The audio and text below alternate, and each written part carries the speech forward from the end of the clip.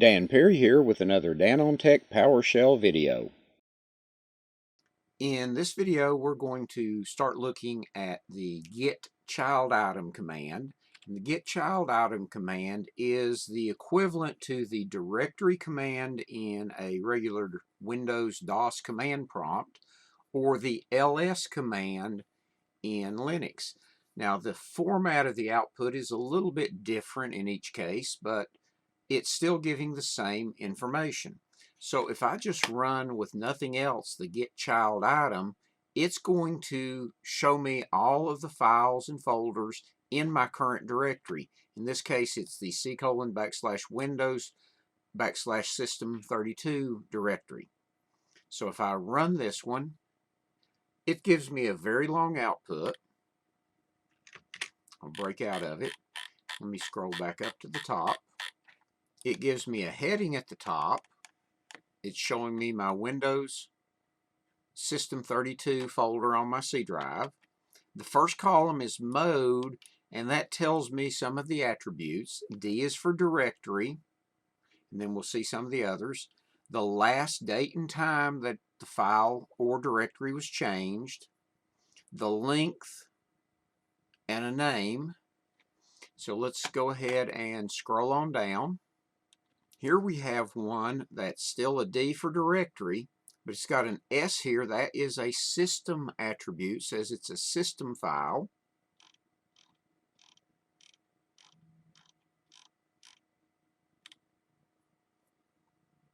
Now we're getting into some actual files, and there we're actually seeing a size and then the file name. And notice the A, that says the file has changed. That's the archive attribute. The file has changed since the last backup. I think that will probably be all of the attributes we see. And that is how the GetChildItem normally displays things. Now, if I want to use the help and find out more information, here I can use the GetHelp. Here I've got GetHelp, GetChildItem, and I've added the detailed. And it's going to give me a detailed help on it.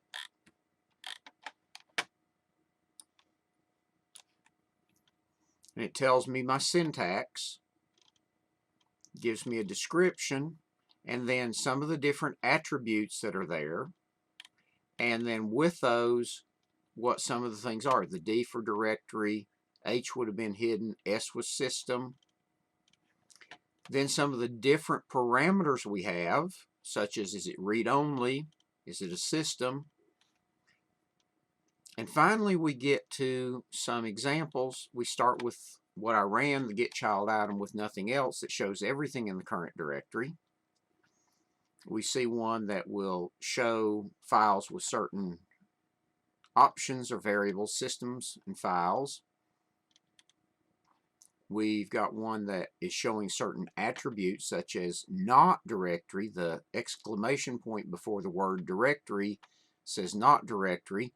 And then what the equivalent, in this case, DOS command to do the exact same thing is. So we've got that wonderful little help that will help you figure out what to do, gives you a good starting point. If I want to see files in a different directory, I can add the -path and then a path command to the directory that I want to look at, in this case the C:\/ directory. So that shows me my root directory on my C drive in this case. There's not a lot in it. I can actually omit the path, and so if I run it without the path, it will give me the same thing. And my path could be more detailed.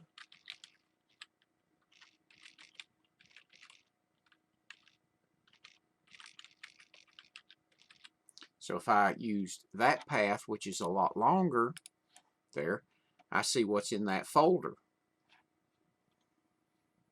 I can also use some of the parameters just to see certain items. Instead of the default output, I want different output.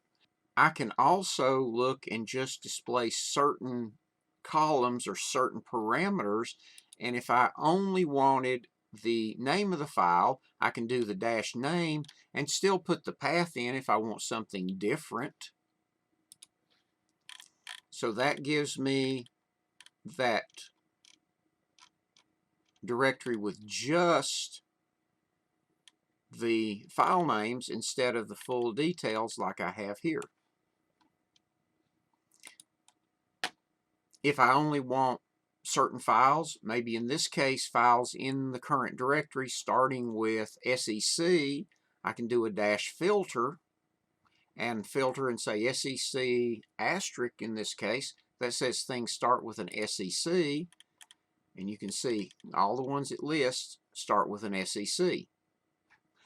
Or I can look at just attributes. The dash file says I only want to look at files. The dash attributes say I want to look at attributes, and this one is the not, because of the exclamation point at the beginning, read only, and it gives it the path that I want to look in.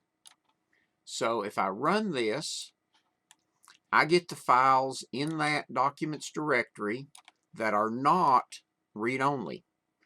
If I had any read-only files, I would take away the exclamation point. I don't think there are any files in that directory with that are not read-only. And no, there's not, so I didn't get a result. So those are just a few of the ways we can use the GetChildItem to look at files and things in a directory. Thank you for watching this Dan on Tech video. Please subscribe to this playlist so you don't miss future videos. Please check out and subscribe to our other Dan on Tech channel playlists.